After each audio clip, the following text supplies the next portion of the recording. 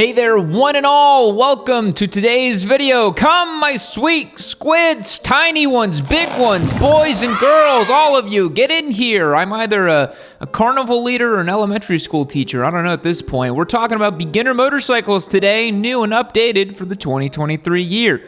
As the days come and go, sun up, sun down, we inch further and further to the Grim Reaper's cold embrace. Whoa, getting dark already, Yam, chill out. One of the things we get to turn to for hope during our involuntary march towards the end times is knowing that motorcycle manufacturers are pushing to make motorcycles more accessible and value-driven for beginners. So that's what we're gonna do today, get a little vibe check on what beginner motorcycle market looks like and see which bikes gets the Yammy Noob stamp of approval. So without further ado, let's get into it. So we're gonna break this up into categories today as opposed to doing an ascending list, because why not? The first category of motorcycle today are dual sport motorcycles. Dual sport bikes are a great option for beginners who are unsure of where their allegiances will lie. Will they become an off-road gatekeeper who will spend more time taking stage selfies with their GS in an undeveloped subdivision disguised as the uncharted terrain of Patagonia? Or will they become a pavement princess who spends more time sitting in city traffic than riding in 6th GAR? Well, the Dual Sport is the perfect bike for the wavering new rider. There are a bunch of great dual sport bikes for beginners. Honda's CRF 300L was revamped a few years ago, replacing the CRF 250L in Honda's lineup. It is powered by the liquid-cooled 286cc single you'll find in Honda's CBR 300R and Rebel 300. The CRF 300L is making a scant 23 horsepower and 17 foot-pounds of torque, but what it lacks in outright power, it more than makes up for in its fun factor, and it's also pretty lightweight. The CRF 300 has a pokey engine that will make even the preppiest of Honda nerd want to try their hand at popping wheelies. Who says Kawasaki Kyle Steed to have all the fun? This bike is decent enough off-road too. Its suspension isn't as dialed in or as responsive as a tried and true dirt bike, but a beginner rider likely isn't going to be able to tell the difference, and it beats walking, right? The CRF 300L saw a styling update around the same time it was outfitted with the larger engine and is, in my opinion, one of the nicer looking Japanese dual sport bikes. If you want something better suited for long distance off-road touring, it is available in a rally trim that comes with a windscreen, skid plate, and a larger gas tank. That would be my choice. New for 2023 is the CR300LS, which is designed for urban riding where putting a foot down in stop-and-go traffic is a bit of an annoyance on a tall dual sport. The CRF300LS attempts to mitigate this with a shorter 32.7-inch seat height compared to a 34.7 on the normal model. Leave it to Honda, they're always trying to get more people into riding, and that's pretty cool. Kawasaki comes to the beginner dual sport market with the KLX 300, a motorcycle that mirrors the CRF pretty seamlessly. The KLX 300 is making nearly identical power from its 292cc single cylinder.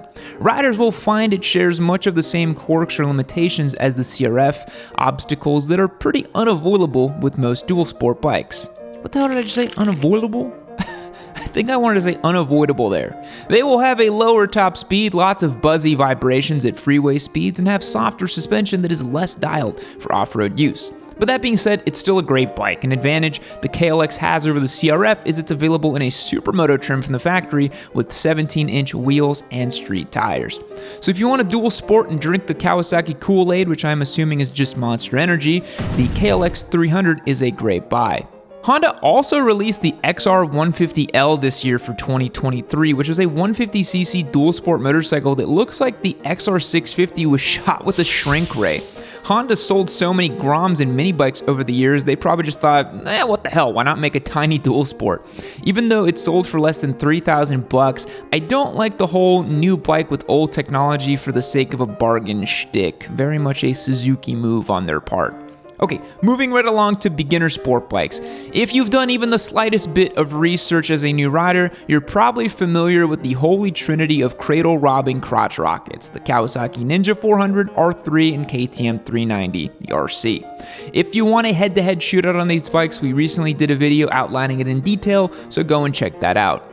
The short version is, the Ninja 400 is close to the ideal beginner sport bike as you can get. It's basically like the ultimate refined package. Its 399cc parallel twin engine has more guts down low than the Yamaha R3, paired with tried and true Japanese reliability and engineering.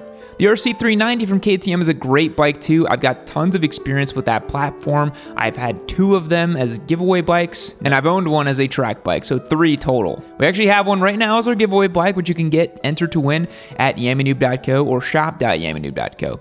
The KTM is a fun, pokey single-cylinder engine, lots of tech, and a great look. But there's always the European by way of India skepticism that comes with one of these motorcycles, like less than spotless track record for reliability, limited dealer network, and parts availability. But like I said, I've got tons of seat time on these entry-level KTMs, and I haven't had many issues. As long as you go with the 2017 Plus, they're usually pretty good.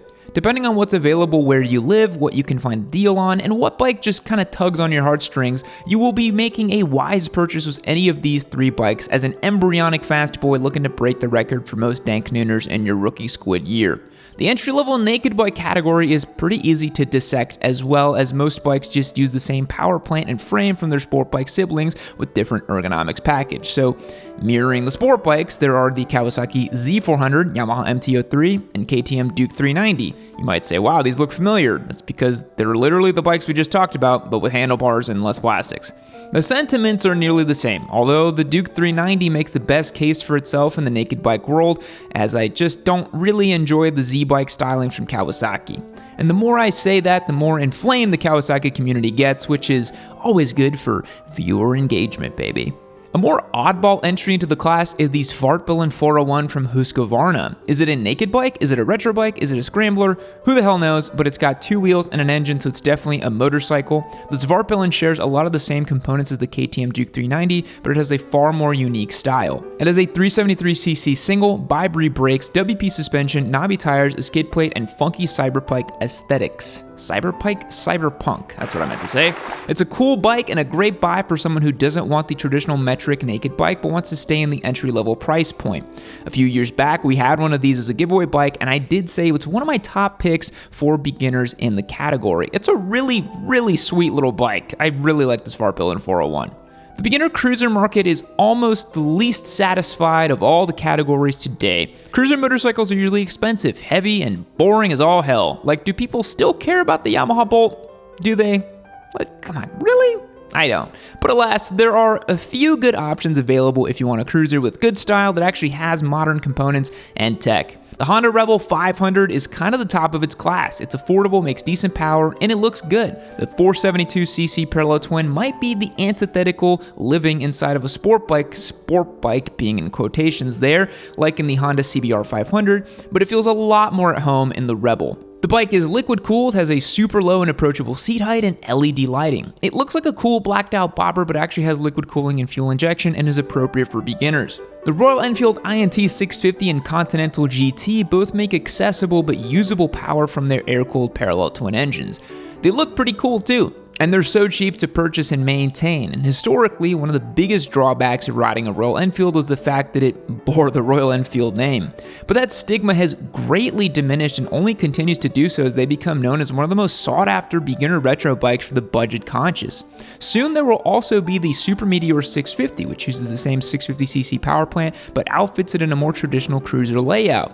I got the chance to go to India earlier this year and test it out, and I can say it's a pretty sweet bike. Oh yeah, and the Scram 411 from Royal Enfield is a pretty interesting motorcycle as well, with its sights aimed squarely at the Svartbilen 401 as a budget-friendly urban scrambler. I guess I could have included the Scram 11 in the naked roadster scrambler section, but oh well, words mean nothing. Where does a sport bike start and a scrambler end? If I put knobby tires on my Turbo Busa, does it automatically become an adventure touring machine? I think the answer is yes. And also, Ryan from F9 recently reviewed the Scram 411, and now I guess they've just tripled in value. And the last beginner cruiser I'd like to mention is the Kawasaki Vulcan. Is this an A-tier bike and any qualitative metric would use to analyze motorcycles? No, but they are cheap, like so cheap, and they're reliable, and they're a motorcycle, and for some people, that is all they need. So there you go, Kawasaki Vulcan, I mentioned it. The last category is the sort of beginner adventure sport touring category. This category is pretty slim, as adventure and sport touring bikes are usually bigger and expensive, but there are some options for a new rider who needs some time to grow into their jean shorts but wants to get headed in the right direction. Honda has the new CB500X, which is kind of a baby sport tourer that also uses the 471cc parallel twin from the CBR 500. Recently in a video earlier this year, I mentioned that it was my second pick for entry-level bikes because it can just do just about anything. It has the dad mode adventure bike styling you'd come to expect from anything akin to this category. It has upside-down forks, a 5-gallon tank, and a windscreen. This is a newer bike, so we don't know a ton about it, but it's a Honda. It's not going to be bad. And if you want a sport touring bike, I'm not sure you're concerned with excitability anyways. KTM, the unsung king of value-driven beginner bikes, has their own ADV edition of the Duke 390 that comes with spoked wheels, knobby tires, skid plate, and a windscreen. All the necessary accoutrement an ADV bike needs to comfortably make it to Starbucks and back in one piece. And for the beginner rider who really hates themselves, there is the BMW 310 GS. This bike has a 313cc liquid-cooled single-cylinder engine that makes 34 horsepower and 20 foot-pounds of torgos. This bike is styled in a way that implies you could use it to travel anywhere, but something tells me that no one is going to go too far on a 300cc bike with a 200-pound rider and 50 pounds of gear and the optional panniers. As a whole, is a beginner-level adventure/sport touring bike really the best value proposition in general? Likely not, but hey, I wanted you to know all the options. And as an honorable mention, if you want to go beginner plus, I think the Tiger Sport 660 is pretty good. Not a bad bike. So there you have it, a basic outline of the best beginner bikes in each category. What do you think? Are beginner bikes becoming more competitive? Should I have featured more Chinese motorcycles on this list? Let me know down below. Be sure to subscribe if you enjoyed this video. I really appreciate you watching all the way to the end. Fact, cats are less prone to injuries when falling from 6 stories or more versus 5 stories. This is because after they reach terminal velocity, they spread out more and break the fall with their chest first. Man, it's crazy. Goodbye.